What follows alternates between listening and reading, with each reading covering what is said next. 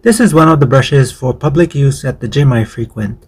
It's in pretty bad shape, and that can be the dilemma of depending on someone else's brush. I wondered if I could easily make my own brush, and we'll give that a try next.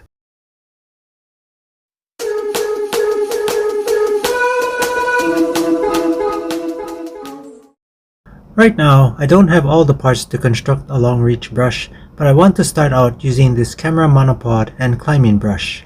I'm still working on the best way to connect the brush to the monopod, but I'll have to research this a little more at the hardware store.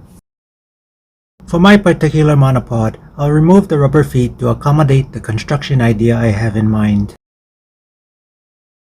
So that I can test the strength and stiffness of the monopod, I'm going to zip tie the brush on temporarily. For now, the brush is not what I'm testing, but more so the monopod. I don't want to put in too much work if the monopod ends up bending or breaking in some way due to the sideways force on the pole when brushing. If all goes well, I'll have to figure a way to remount the brush in a more useful configuration. I tested the brush at my local gym and found it works great. The brush does a good job of scrubbing chalk from the holds.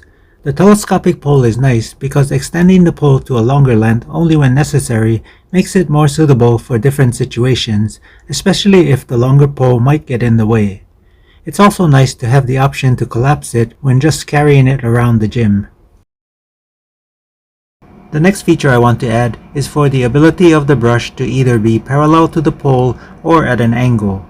The brush at my local gym has two brushes to accomplish this, but I want to do it with a single brush whose angle can be changed. I'm thinking of something similar to this gym brush where I can insert the brush into one of two slots that accommodate the necessary angle. I'll remove the brush I had zip tied to the end of my monopod so I can work on a brush adapter of some kind. Still not sure about the exact design, but I have some ideas. I ended up creating this brush head out of red oak, though any kind of wood is probably fine. All cuts for this piece were done on a table saw. After thinking it through, I decided to go with the idea of two brushes. It seemed to be the simplest way to change the angle of the brush.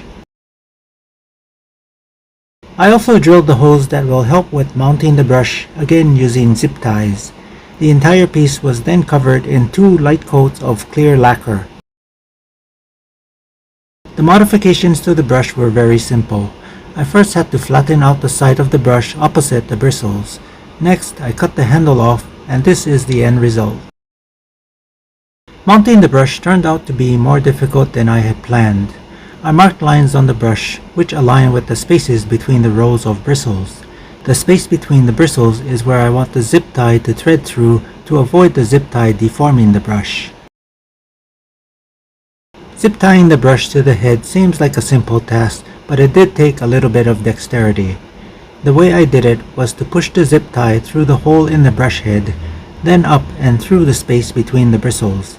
As you poke the zip tie through the bristles, you also want to get it through the hole in the zip tie. I'd compare this to threading a needle. Once you get good at it, you now know what to do. I had initially thought of securing the monopod in the brush head cutout using a metal plate and screws. Later realizing that that might damage the brush head, I decided on glue instead. If I had glued the monopod to the flat side of the brush head, that might have come apart over time. Because it's in the cutout and a snug fit, I feel the glue should hold securely. I added more glue to the top side of the glue up and replaced the squeeze clamps with more reliable C-clamps. The glue should be dry in about 24 hours, after which I can start using my new bouldering brush. I'm happy with how the brush turned out. I had a lot of worries about how everything was constructed, but now that I can use it in its finished form, it is looking like a sturdy brush. If you have any questions or comments, leave them in the comment section down below. That's all I have for now, and I will catch you in the next video.